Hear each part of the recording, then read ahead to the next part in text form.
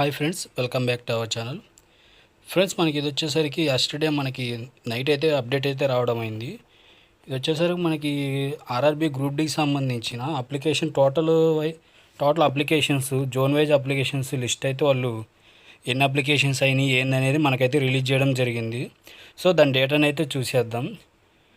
ఇది వచ్చేసి మనకి నోటిఫికేషన్ నెంబర్ అయితే నెక్స్ట్ వచ్చేసి సో ఏ జోన్లో ఎన్ని అప్లికేషన్స్ అయినాయి ఇప్పుడు చూద్దాం. ఫస్ట్ మనకు వచ్చేసరికి అహ్మదాబాద్. ఇది టోటల్ అప్లికేషన్స్ అయితే 6,39,269 అయితే వచ్చాయి. సో నెక్స్ట్ మన తెలుగు వాళ్ళు ఎక్కువ పెట్టేది వచ్చేసరికి బెంగళూరు జోను. దీనికి వచ్చేసరికి టోటల్ అప్లికేషన్స్ అయితే 2,75,307 అయితే వచ్చాయి. ఈ భోపాల్లో మీరు చూసుకున్నట్లయితే 4,51,096 అప్లికేషన్స్ అయితే వచ్చాయి. నెక్స్ట్ వచ్చేసరికి భువనేశ్వర్లో చూసుకుంటే మనకి 2,65,840 పోస్టులు. దాని తర్వాత వచ్చేసరికి బిలాస్పూర్ వచ్చేసరికి 4,32,897. సో నెక్స్ట్ వచ్చేసి చండీగఢ్. దీనికి వచ్చేసరికి మనకి 11,60,404 పోస్టులు అయితే అప్లై చేయడం అయితే జరిగింది. మనకి నెక్స్ట్ చూసుకున్నట్టయితే మన తెలుగు వాళ్ళు మోస్ట్ అప్లై చేసేది వచ్చేసరికి చెన్నై జోను. సో దీన్ని మన సదరన్ జోన్ అని కూడా అంటాము. సో మనకి చెన్నై జోన్ చూసుకున్నట్లయితే 11,12,922 మంది అయితే అప్లై చేయడం అయితే జరిగింది.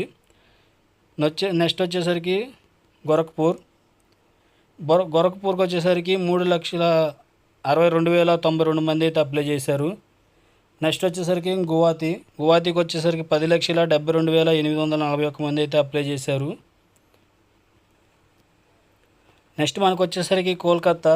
మన తెలుగు వాళ్ళు ఎక్కువ ఈ మధ్య దీనికి కూడా అప్లై అయితే చేయడం జరిగింది ఈ సంవత్సరం. దీనికి వచ్చేసరికి 7,93,572 పోస్టులు అయితే అప్లికేషన్స్ అయితే వచ్చినాయి.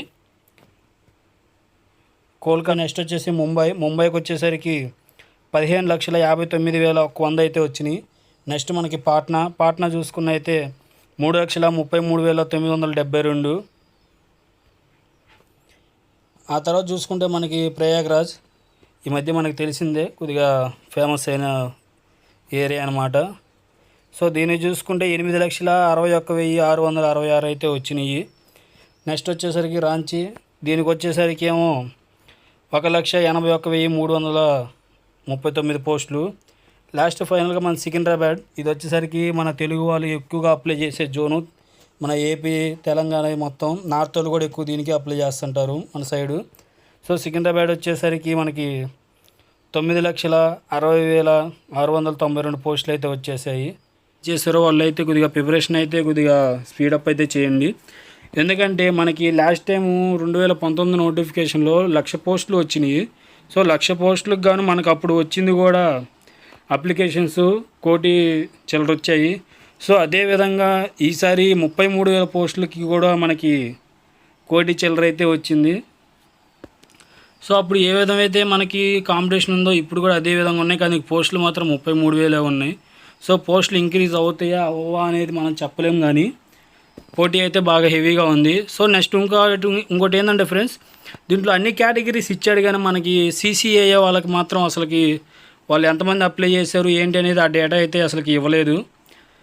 సో మరి ఆ డేటాని వీళ్ళు ఎందుకు ఇవ్వలేదు అనేది తెలియలేదు. సో మనకి UR ఇచ్చారు, UR ఉంది, SC ఉంది, ST ఉంది, OBC, EWS, మనకి సర్వీస్ మ్యాన్ ఇచ్చాడు, PWD అన్నీ ఇచ్చాడు, కానీ CCAA క్యాండిడేట్స్ అయితే అసలుకి ఇవ్వలేదు. సో మరి అది ఎందుకు ఇవ్వలేదు ఏందనేది మనకైతే తెలియదు. దానికోసం అయితే మనం వెయిట్ చేయాల్సిందే. సో ఫ్రెండ్స్, ఎవరైతే సరే గ్రూప్ డీకి అయితే ప్రిపేర్ అవుతున్నారో సో మీరు కంపల్సరీగా మీ ప్రిపరేషన్ అయితే ఇప్పటి నుంచి అయితే గట్టిగా ట్రై చేయండి.